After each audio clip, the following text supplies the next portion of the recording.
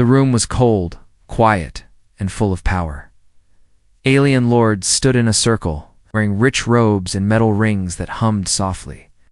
But one chair remained empty, the one meant for the human commander. When he finally walked in, every eye turned, "Commander." Raylan didn't bow. He didn't smile. He just looked around with calm eyes. Hiding the truth he felt inside, he didn't trust any of them, and he had a good reason not to. These aliens had invited him to this meeting to settle a war, a truce. But he didn't expect this. Lord Zent, a tall alien with silver skin and a voice like ice, stepped forward. As a token of alliance, he said, "I give you my daughter." There was silence, then confusion. Raylan blinked. "You, give me." "What?" "She is yours now." "For your service," Lord Zent said coldly. "She will serve, obey, and stay silent. That is all she is good for." 2 guards brought her in. She was small compared to the other aliens. Her skin was a soft shade of pale violet. Her long hair was tied back tightly. She didn't lift her head, didn't speak. Raylan saw something strange in that moment. Not fear, not sadness, just emptiness, as if her soul had been turned off long ago. Later, in the quiet cabin of his ship, Raylan sat across from her. She hadn't spoken once since she was brought aboard. He cleared his throat. "What's your name?" She looked up, surprised that he asked. "Vera," she whispered. "Vera," he repeated. "Do you understand what your father did?" She nodded.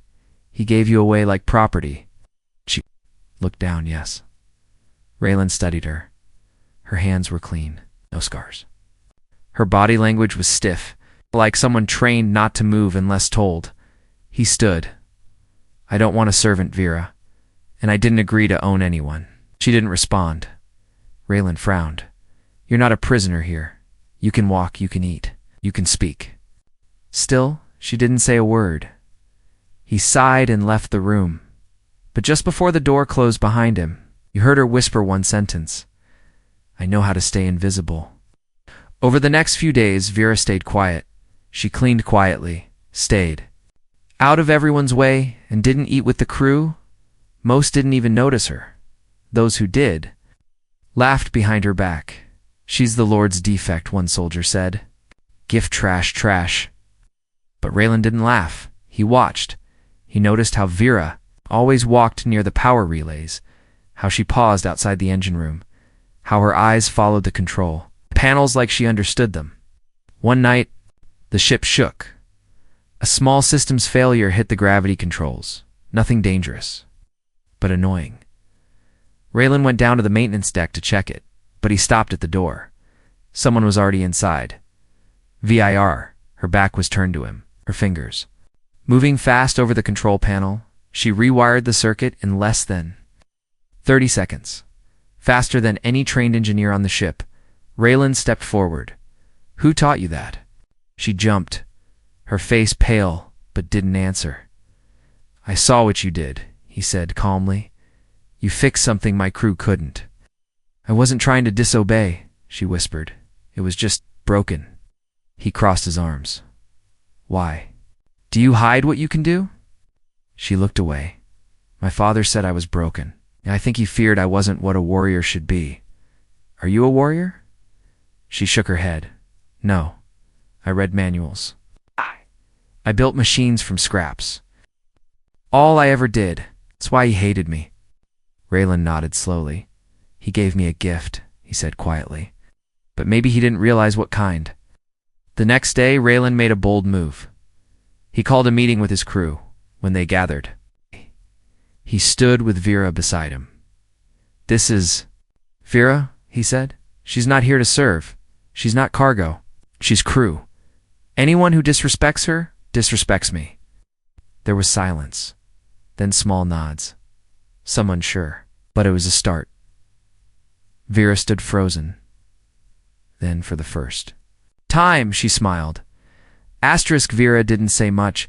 She moved through the ship like a shadow, silent, unnoticed, often forgotten. But when something broke, It somehow got fixed overnight. A jammed vent. A cracked data line. A buzzing power coiled by morning. It was working again. The crew stopped. Blaming ghosts, they started whispering her name. She never asked for praise. Never smiled when someone nodded at her. She only cared that the ship worked. Raylan watched her from afar. He saw how her hands danced over broken wires like music. He saw how she paused and studied every screen. Every spark, like the ship, spoke a language only she understood.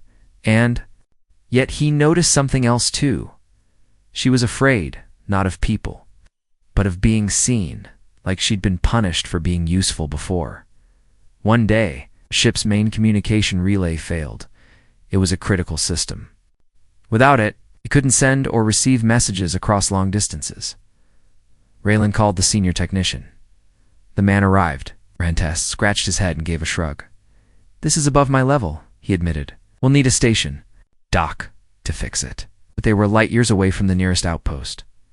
Raylan stood in the hallway that night, staring at the silent relay. He turned the corner and froze. Vera was already there. She didn't notice him at first. She was deep. Inside the panel, tools moving fast, eyes sharp. Then she spoke to herself. In a whisper, they routed the power backward. No wonder it shorted. Raylan stepped forward. "Can you fix it?" Vera jumped. Her tool slipped. Cut her palm. She gasped, but didn't cry out. Blood dripped onto the metal. I didn't mean to touch it," she stammered. "I just thought." Maybe he raised a hand gently. "Breathe," he said. "You're not in trouble. I'm asking you. Can you fix it?" She nodded slowly. "I think so. I reroute the signal here, then patch the backup capacitor." Maybe he handed her the tool again. "Do it." An hour later, the relay hummed to life. Clear, strong. Messages flooded in from nearby patrol units. The system tech returned in the morning, looked at the perfectly running system and blinked. "Did you call a station engineer?" Raylan smirked. "No, we just had the right one here all along." But not everyone was happy. One officer, Lieutenant Braun, watched Vera with narrowed eyes. "She's not crew," he whispered to another soldier. "She's a gift from an alien lord. Doesn't belong here." "She fixed the relay," the soldier replied. "Braun didn't care. She's hiding something. No one that quiet is clean." That evening, Braun slipped into the engine logs. He found something strange: entries edited. Sensor scans deleted. He smiled darkly. He thought he'd found proof that Vera was tampering with systems. He didn't tell. Raylan, he went to the security room and made a quiet decision. Next time something went wrong, she would take the fall. Meanwhile, Vera sat alone in the observation deck. Stars moved past slowly. She hugged her knees, trying to understand why this ship felt different. No beatings, no silence punishments, no cold rooms with no food, just space to breathe, and a human who looked at her like she wasn't garbage. She touched the scar on her hand from the relay panel. It hurt, but it was her own mistake, her own wound, not something someone else gave her. That meant something. But the peace didn't last. 2 days later, the main thruster suddenly overloaded during a short jump. The ship rocked. Hard alarms blared. Engines shut down automatically to prevent damage. The crew scrambled to control the chaos. When it was over, Lieutenant Braun stepped forward. "I found something," he said, holding a data pad. "This system fault was caused by a manual bypass. It matches a code from Vera's access ID." All eyes turned to her. Vera froze. Raylan stepped forward. "That's a serious accusation." "It's not just words, sir. I have the logs." He passed them over. Raylan read them silently, then looked at Vera. Her lips parted, but she said nothing. She looked confused. Not guilty. Confused. "I didn't," she began, but her voice broke. "I swear I didn't touch the engine yesterday. I haven't even been in there since the last checkup." Raylan stared into her eyes. He believed her, but the logs said otherwise. "He made a decision. Until I verify this, you'll stay in your quarters." Her face dropped. Not fear, not anger, but something worse. Disappointment in herself, that somehow she'd let this happen again, as she walked away with slow steps. Raylan watched her go, then he looked again at the data logs. Something wasn't right, and he intended to find out what. The ship hung in space like a wounded bird. The engine was back online. Trust was not. Vera stayed in her small room, door locked from the outside, not because she was dangerous, but because no one wanted her walking free after the incident, except Raylan. He wasn't sure what the truth was yet, but deep down, didn't believe she'd sabotage the engine. Still, the crew was tense. It's tense, and danger, it seemed, was waiting just ahead. It started with a ping on the outer sensors. A mining transport ship floating, powerless. Raylan looked over the data.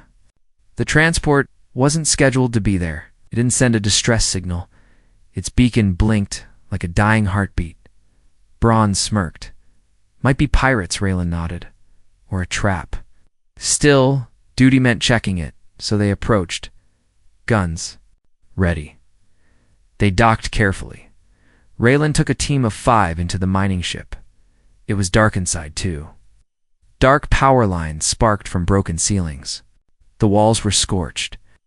Bodies burned and torn floated weightless in the air. Raylan's eyes narrowed. This wasn't an accident. This was a message. Then a voice echoed through their comms. Robotic transmission from the enemy. We warned the Alliance to stay out of this sector. The line cut. Raylan turned to leave, but it was too late. Explosions shook the hull. The human ship was under attack. The mining transport had been rigged. With tracking beacons and timed charges, they had walked straight into a trap. Back on the ship, red lights blinked everywhere. The enemy ships weren't large, but they were fast, sharp, and there were 5 of them. They attacked with no mercy. 2 crew members were injured in the first strike. Engines sputtered again. Shields dropped to 40%. In the control room, people shouted and moved fast, but something was missing. The ship wasn't responding like it. Too slow, too clunky. In her locked room, Vera sat on the floor. She felt the ship shake, heard the alarms, and knew they needed her. She ran to the door, but it didn't open. She pressed the "Come, please," she said. "Let me out. I can help." No answer. She banged on the door harder. "Let me help." Still nothing. Raylan's voice came over the main channel. "All hands to defense stations. We've lost engine thrust. We need backup power routing." Vera stared at the vent shaft near the floor. It was small, but maybe big enough. She crawled toward it, opened the screws with her bare fingers, and slipped inside in the control room. Braun was shouting at the engineers, "We're losing everything." "Where's the backup power? It's not responding," one of them cried. "The system isn't wired for this load." Raylan gritted his teeth.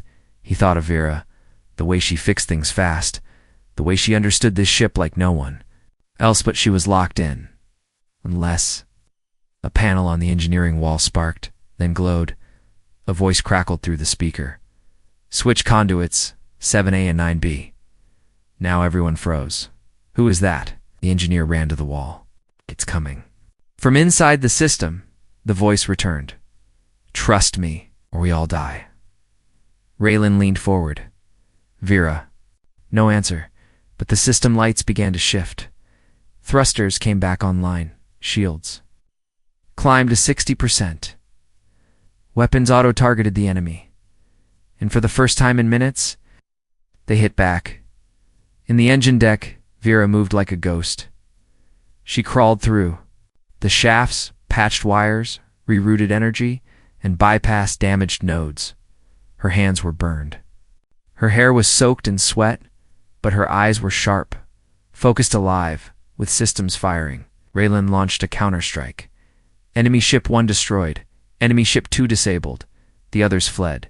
The ship was still damaged, but alive, all because of her. An hour later, Vera stepped into the control room. Her face was covered in soot. Her sleeves were torn. Everyone stared at her like she had grown wings. She looked at Raylan. "I didn't sabotage the engine. I would never hurt this ship." Raylan nodded. "I know." then turned to Braun. You locked her out? You endangered this crew? Braun looked away, jaw tight. From this point, Raylan said loudly, Vera is head of systems engineering. Vera blinked. But I'm not military. You saved lives. Titles don't matter. What you did today, that was hero work. For the first time, the crew clapped. Not out of formality, out of respect. Asterisk Vera stood in the ship's engine bay, her hand shaking over a toolkit, not from fear, from something she didn't understand. Her fingers were moving too fast. Too precise, like her body already knew what to do before her mind could think it. That battle had awakened something. She'd rerouted energy like she'd done it 1,000 times, but she hadn't. Not in this lifetime. Not in any memory she had. Raylan had noticed it too. That night, after the crew celebrated with a quiet meal, Raylan found her sitting near the open panel of the ship's main AI node. Trouble sleeping? He asked. Vera didn't turn. I didn't sleep much even before this ship. Raylan sat beside her, resting his back against the wall. You saved us out there. She nodded once, then whispered, But what am I, Raylan? He raised an eyebrow. What do you mean? She looked down at her palms. I understand machines I've never seen before. I can fix power systems just by looking at them. That's not normal. Raylan stayed quiet. She looked into his eyes. My father said I was broken. But what if I was something else entirely? The next day, Raylan ran a full DNA scan through the ship's med system with her. Permission. She stood by quietly as the scanner hummed. He read the results 3 times. Then again and again. She wasn't fully from her. Father species? That wasn't shocking. Alien. Nobles mix bloodlines sometimes. But Vera wasn't just half something. She was enhanced. Nanostrands in her blood. Organic. Tech markers running through her veins. Tech that hadn't existed in centuries. Biocoding that matched only one thing in. The ship's database, ancient engineer castes, forgotten builders of deep systems. People who weren't warriors or leaders. But Creator's Vira wasn't broken. She was a relic of brilliance. A living key to systems long lost. Raylan showed her the scan. Vera stared at the display, silent for a long time. Why? Why didn't my father tell me? Maybe he didn't. No. Or maybe, she said bitterly. He knew and still thought it was worthless. Raylan placed a hand on her shoulder. You are not worthless, she whispered. Then why give me away like junk? Raylan answered softly. Because he didn't deserve you. But not everyone saw her as a miracle. Lieutenant Braun was not done. He had overheard part of the medical conversation, and now he feared her. If she has that kind of tech in her, he muttered to the weapons officer, then she can control systems. Maybe even us. The officer shook his head. She saved us. Braun hissed, or made us need saving so she could be the hero. That's how manipulators work. The seed of doubt was planted, and soon began to grow. Meanwhile, Vera started upgrading the ship. She rewired the backup grid without being asked. She added interface systems no one had ever seen. She even taught the AI to understand emotion tones. Making it more responsive, Raylan was impressed. So was most of the crew. They didn't understand everything she did. They trusted it until the incident. A week later, a supply pod arrived, routine, unmarked. But when the ship tried to scan, its sensors failed. Vera stepped in, saying, Let me check it manually. She scanned the pod herself. No threat detected. Raylan gave the go-ahead. But when they opened it, a low-frequency bomb activated. Not deadly, just enough to knock systems offline. For 4 whole minutes, the ship went dark. In space, 4 minutes. Is a lifetime. The lights came back. No lives were lost. But once again, Braun pounced. She cleared the scan, he barked. She let it through. Vera looked stunned. I checked everything. Was shielded too well. Braun stepped forward. Or maybe you didn't want to see it. That time, more crew members looked unsure. Even, Raylan paused. Just for a second. And that second crushed her. She didn't cry. She just turned and walked out. Raylan followed her. Later to the observation deck, she stood by the glass, staring at the stars. "If I'm a danger," she said quietly, "you should lock me up again." "You're not," he said firmly. "You paused," she whispered. Raylan's face was hard. "I'm human. I hesitate. But I trust you." Looked at him with tired eyes. "Then help me find out what I really am." He nodded. "We'll go to one of the old archives. If your blood holds secrets, that's where we'll find answers." But behind them, in the shadows of the hallway, Braun was listening. And this time, he wasn't going to wait. Vera didn't sleep that night. She sat in the dark cargo bay, legs pulled to her chest, eyes scanning the old ship schematics she'd downloaded from the core archive. Her blood wasn't just special, it was keyed. It could unlock systems older than most, species still alive. And if someone knew that, she wasn't safe, not from outside enemies, but from the ones who now walked the same halls as her. Raylan was in his quarters, reviewing a message from Fleet Command when his comm chimed. "Sir," said the AI, "crew member Vera has not checked. And for her last 2 system diagnostics, should I alert her?" Raylan frowned. "No, I'll go myself." He stood, pulled on his uniform jacket, and headed down the hall. Something in his gut felt off, down in the lower decks. Braun moved like a shadow. His boots made no sound. He held a handheld, security override chip stolen modified. He paused outside. The main airlock opened the outer panel and keyed in the false maintenance code. The door unlocked with a soft hiss. He stepped inside. Vera heard the movement behind her. She turned just as Braun appeared, eyes cold, voice calm. "You should have left when you had the chance." She stood, confused. "What are you talking about? You're not part of us. You never were. You're a ticking bomb in the shape of a girl." Vera backed away slowly. "I fixed this ship. I protected everyone. You made us depend on you. That's worse." Braun pulled a small stun stick from his belt. "Don't fight, Vera. Just step into the airlock." She stared at him. "You're going to kill me. I'm going to protect the crew from you." But he didn't know her strength. Not really. Not anymore. As he lunged forward, she dodged fast. Too fast, he swung again, but she ducked and slammed her shoulder into his ribs. They both tumbled into the airlock. He reached for the wall panel hands. Shaking, she hit the release panel with her elbow just as he activated. The outer door sequenced. The alarm screamed. "Outer airlock breach detected." Raylan heard it 3 floors up. His heart stopped in the airlock. The countdown had begun. 20 seconds, Vera. He scrambled up, but Braun grabbed her leg. She kicked free. He hit the wall hard. Dazed. 0.15 seconds. She crawled toward the manual override. Braun dragged himself after her. 10 seconds. Her hand hit the control wire, ripped the panel. Open, sparks flew. 5 seconds. She slammed her fist on the emergency cancel switch. The airlock door hissed shut. 0. Nothing happened. The system shut down. They were still alive, barely. Raylan burst into the room just as Vera collapsed against the wall. Braun lay on the floor, moaning. "What happened?" Raylan shouted. Vera didn't answer. She was crying, not from pain, from the truth. "They don't want me here," she whispered. "No matter what I fix, no matter how hard I try." Raylan knelt beside her. "Not they," he said. "Just him." Then he turned to Braun. "You're relieved of duty, permanently." Later, in the med bay, Raylan sat beside her bed. She had bruises, a cracked wrist, blood in her hair, but she was breathing. "Why didn't you fight him harder?" he asked. Vera looked at him, exhausted.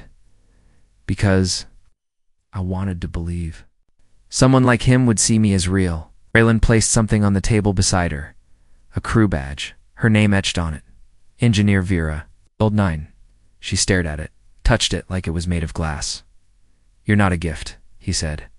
"You're not a problem. You're not a mystery. Your crew?" The ship flew quiet for 2 days. No battles, no system failures, but the crew looked at Vera differently now. Some with guilt, some with pride, all with respect. But for Raylan, One thing still burned in his mind: who sent that bomb pod in the first place? Because it wasn't pirates. It was targeted. Someone knew Vera was on board. Someone wanted her silenced. And if that was true, this wasn't over. Asterisk, 2 weeks after the airlock attack, space was quiet. Too quiet. The crew repaired the damage. The bruises healed, and Braun was transferred off the ship without a goodbye. Vera worked silently, but she smiled more now. She had a place. A badge. A room of her own. Raylan watched her fix a power coupling with her eyes closed one morning. "I think you're part machine," he joked. She looked up. "Maybe I am."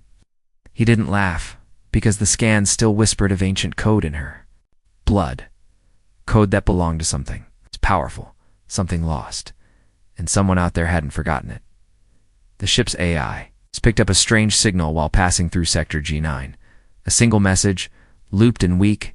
"Ship down. Need help. Please. Respond." Raylan narrowed his eyes. The signal was from an old colony ship, the Brilliance.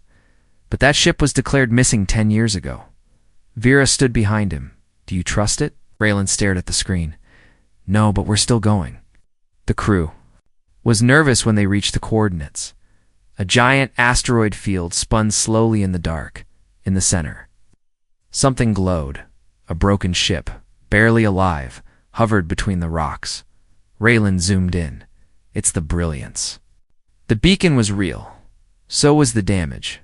But something still felt wrong. They launched a small scout pod with Raylan, Vera, and 2 Marines as they docked with the lost ship. Vera's hands trembled. She didn't know why, but her skin felt cold, like her blood remembered something her mind didn't. Raylan looked at her. "You okay?" "I don't think this ship is what it seems." Inside, the air was stale. Lights flickered. The halls were empty until they reached the command room and saw them. 20 bodies, sitting at their stations, eyes open, no signs of wounds. "Dead without a fight," Raylan whispered. "What the hell?" Then the doors slammed shut behind them. The air system reversed. In the control room of Raylan's ship, the crew screamed into comms, "Captain, come in." No reply. Outside, stealth ships decloaked behind the asteroid, small, fast, and armed. They weren't pirates. They weren't rogue. They were targeted hunters. Inside the Brilliance, gas filled the room. Raylan pounded the door. Vera grabbed a sharp tool from a wall and jammed it into a floor panel. She ripped open wires faster than anyone could follow. The panel sparked, and the doors slid open. They ran into the hallway, coughing. Dragging 1 Marine who had passed out, the ship was a trap, but not for Raylan 4.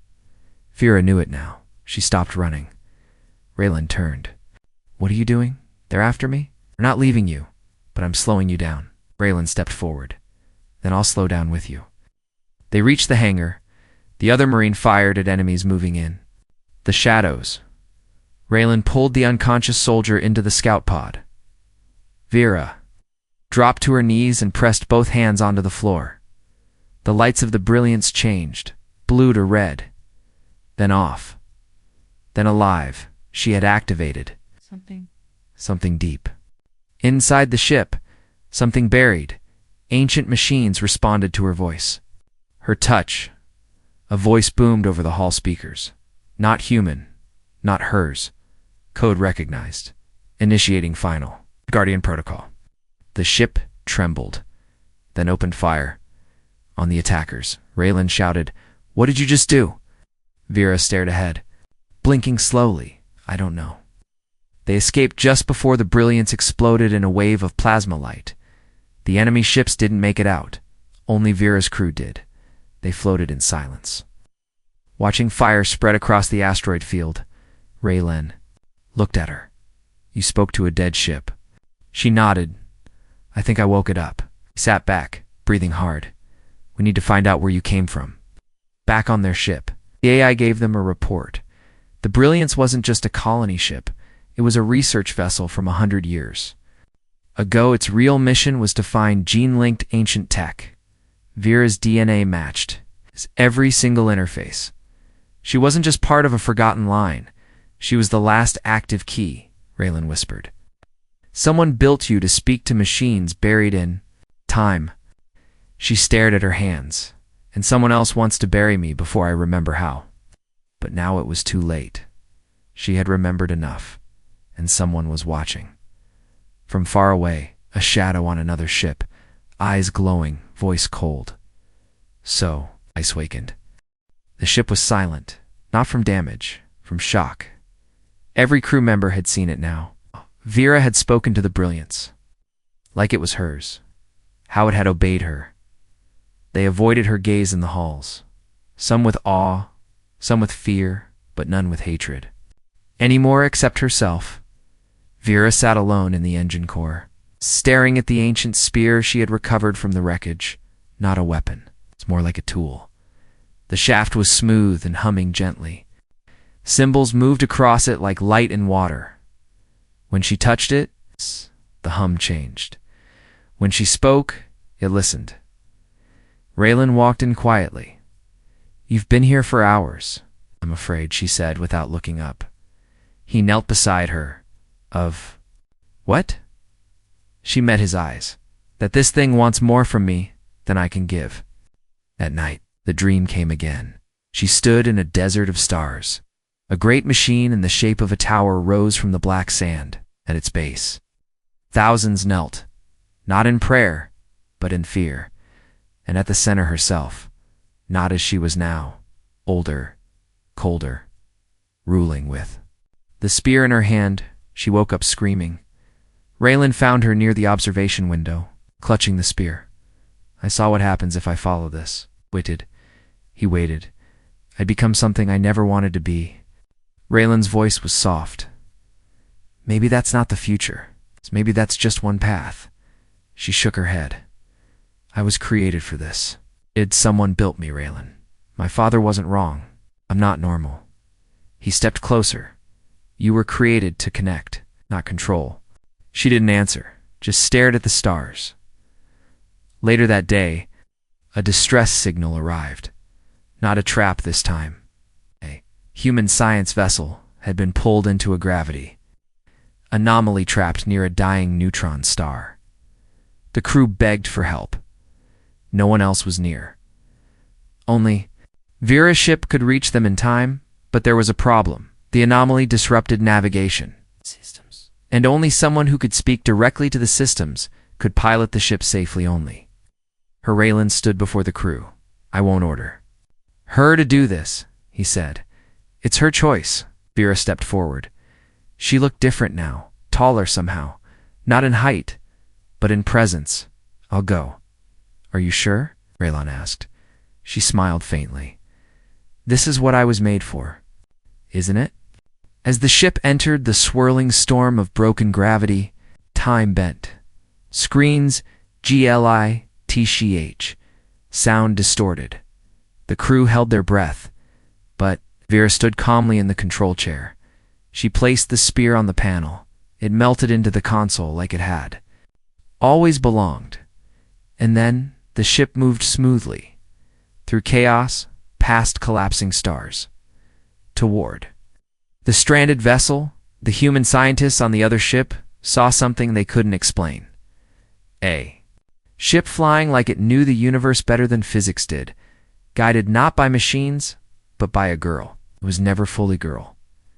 They rescued everyone. No lives lost, no systems failed, not even a single scar on the hull. When the ship returned to orbit, every crew member stood in the docking bay. They didn't clap. They bowed. Not to a commander, not to a god, but to someone who had chosen mercy, not power, connection, not control. Later in her quarters, Raylan brought her a data pad. "What's this backlog from Earth's command?" "Your citizenship file was reprocessed." She raised an eyebrow. "You're officially listed now as crew, not cargo." She smiled, then looked at the pad again. "And this?" He hesitated. "It's also a message from your father." Vera froze. "Play it." The hologram flickered to life. Pale alien lord stood in his high chamber, eyes tired, face unreadable. "Vera," said, I gave you away because I didn't understand you. I thought you were broken, but now I know." He paused. "You were the one thing I made that was too good for war, too good for politics. I feared you because you reminded me of what we used to be." He bowed. "Forgive me if you can. Goodbye." "My daughter." The screen went dark. Raylan didn't speak. Vera looked out the window once more, then whispered, "Don't need his forgiveness." Raylan nodded. "But maybe he needed yours." She held the spear in her hands one last time. It hummed quietly, then slowly. She placed it into a sealed chamber in the ship's core, locked it away. Not because she feared it, but because she no longer needed it. Her power wasn't in what she was made from. It was in what she chose to become.